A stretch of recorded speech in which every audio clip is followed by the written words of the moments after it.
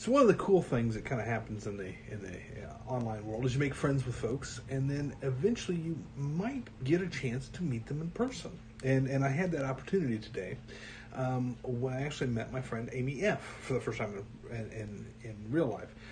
And at the time, quite a while back, actually, I should say, she pointed out that I was basically the only friend on her list that she hadn't met in person. Now, I know there's at least one more nowadays, which she's friend with Kelly, my girlfriend. And so it made for an interesting morning as we all went to Doodah Cafe. She was here in town because typically she's not in town.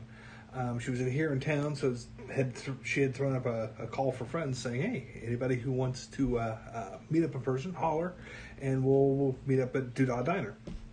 So I got to meet her. Now, the interesting part is that she is a deaf interpreter.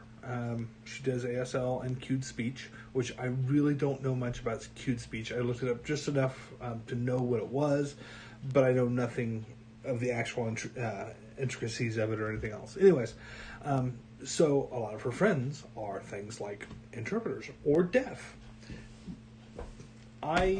Which would indicate that a lot of them do things like sign. In case you don't know, I suck at it. My sign is bad, and I have the hardest time getting it to work for me. Now, it's important to me, oddly enough, that I do make sign a good and functional thing, because the person I live with is deaf. Now, she can understand me, she reads my lips, but there is misunderstanding. And it would be a much better thing if I could speak with her on a common language that she's fluent with. But I'm going to put that aside for just a moment and come back to the other part, because I found it hilarious. She's kind of introducing, every time somebody showed up, she'd introduce, "Hey, this is so-and-so, she does this. This is so-and-so, she does that. This is these two people, and they do this, and this is Davis, my internet friend." And then one time she says, "Oh, and he's got this love tattoo." Well, on my forearm, I've got a tattoo that says love. Kind of cool. Now, Doodah Cafe, even after they expanded the place, is kind of a fairly small place with way too many people packed in it. It is probably the best kind of down-home eating sort of place here in Wichita, because it somehow combines that whole country fried steak, and then somehow manages to fancy it up a bit. So the point being, the place was so packed that the table of 6 that we were at was butted right up against another table of 6 next to us. And so I point out the love tattoo, and this other guy from the other table who we're butted up against looks over and goes, "Oh, cool!" He proceeds to pull up his sleeve and goes, "See, I got the same tattoo." It's not the same script exactly, but very similar. Just says love, very simple in script there, across his forearm. And it was one of those kind of cool moments, just because it's a weird connection between two completely unknown people over something as silly as a tattoo. And it was fun just kind of a fun little moment. So, so back on the main track here. So, met my friend, and I've said before, I feel really inept with sign language, and I'm embarrassed by how inept I am at it. And it's not that I don't do it at all. Actually, between Kelly and I may sign to supplement what I'm saying, just a single word, so that I know some words are harder for her to lip read than others. So I may supplement one word, or I may even do something like just say a word as a matter of practice for me. But it's usually just one word. Oh, hi, Amy.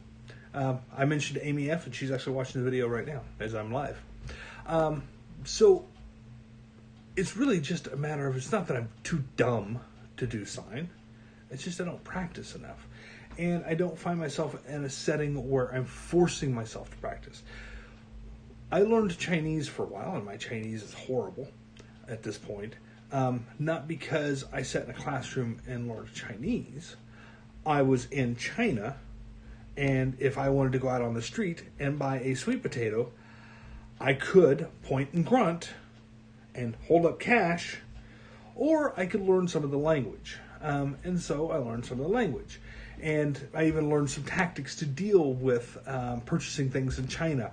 And little phrases like "taiguila" means too expensive.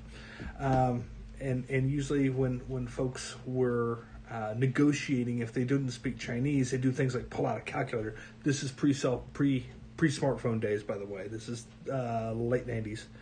They'd pull out their calculator and they'd put up a number, and the Chinese person would put up a different number, and you'd haggle this way.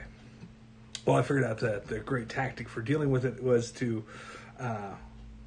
put in a number. They put in a number. I'll just say "taiguila" and start to walk away, and they're like, "Oh shit, this guy knows Chinese." And so it's not like I'm too dumb to pick up another language. In fact, how many programming languages do I talk, and how many little fragments of other languages did I pick up over the years? And it's kind of a thing. So I feel really inept at sign, but I do acknowledge that a lot of it is a lack of practice and a lack of immersion. So getting to have lunch with my friend was cool, but there was an added bonus. Some things I hadn't ever seen or dealt with before. For instance, so we're sitting there, and the way things are arranged is my friend Amy is over there. There's a translator here and a translator here. And then beside me and across from me are a deaf couple. If I remember right, she's the vice president of the Wichita Deaf Association, and he's the treasurer. I believe that's the name of the group. Anyways, so the people I would most easily communicate with were the furthest away from me. Now, one would think, oh, well, he knows some sign. Of course he signed with the deaf people. Well, no, actually I didn't. I was literally too embarrassed to sign at them. That did not mean they didn't sign at me and that I didn't understand, nor does it mean that we didn't communicate. As a matter of fact, there are certain universal things that you can do to get a point across. And she, for instance, at one point was pointing at her cell phone and pointing at him to show how much weight he had lost in him and his pants. Now, one of the translators said, "Hey, this is what she's saying," but I didn't really need that. I had that sort of context, and I have been previously sitting at tables before or sitting in an airplane where there wasn't mentioned the way of people who spoke English or completely isolated from what language was spoken. Again, another thing about being in China.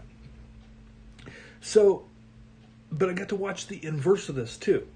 See, I from time to time watch the world through Kelly's eyes. She is, as she would put it, she's passing. She can. A lot of people don't assume that she's deaf.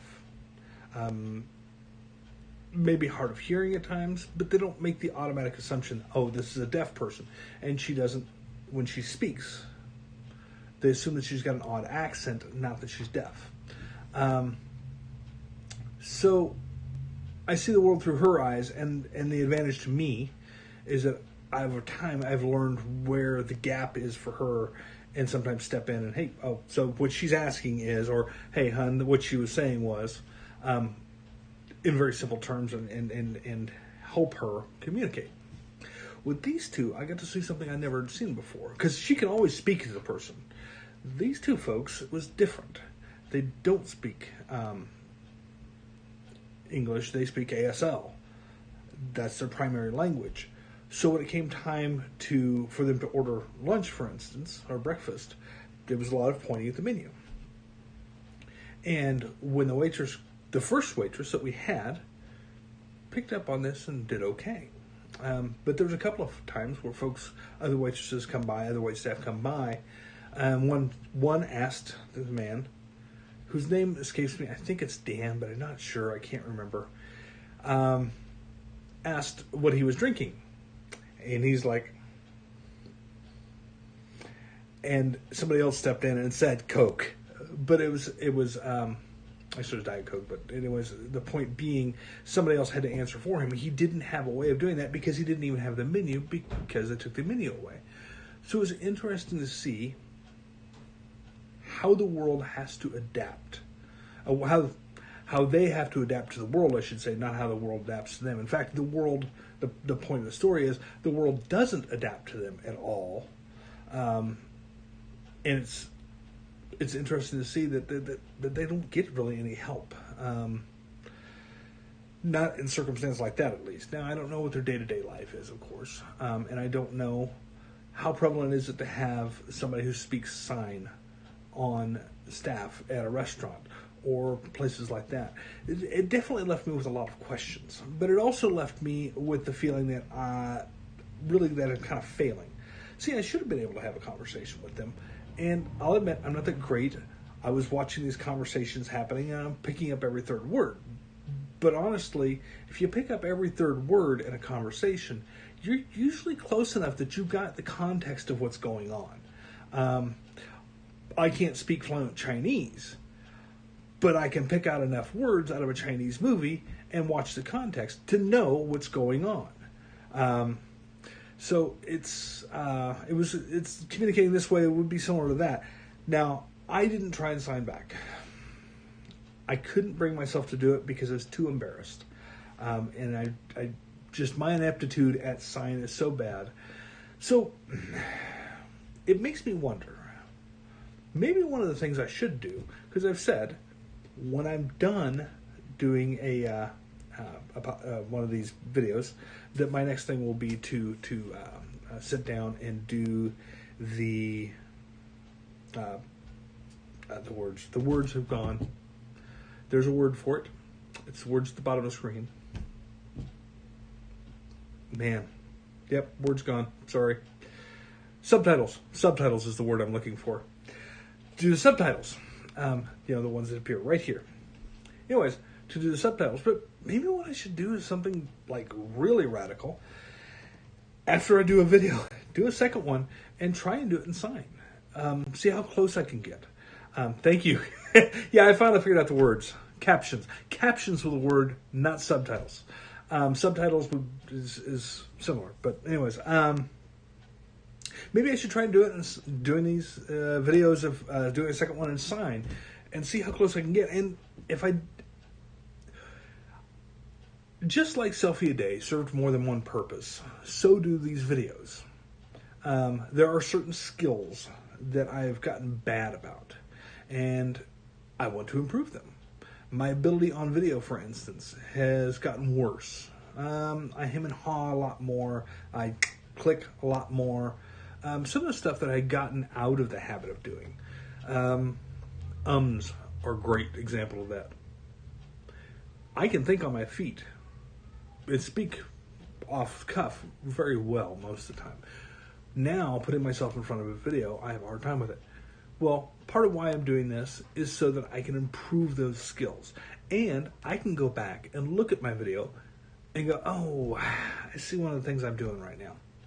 Well, if I were to take the same video and probably dumb it down a bit, but do it in sign, I have two advantages. One, Kelly can look at it and go, yeah, okay, now look here. You're missing this and this and this. The grammar for it goes this way. Or a number of friends like Amy who are on my list that sign can help me improve it. But the other thing is I can help myself improve by watching my videos and going, did I just sign what I think I signed? Let's see and go back or see how I'm sure there's a ASL equivalent of stuttering. See how my mannerisms are actually working, things like that. So this might be something I do sometime soon, is actually put myself doing sign up for other people to critique, and along with putting it up for myself to try and see if I can improve. Because really, seriously, I find this to be silly. I've been struggling with it for like 3 years now. It's time to put an end to this struggle. So, anyways, that is the video thing for today. And yeah, see you all next time.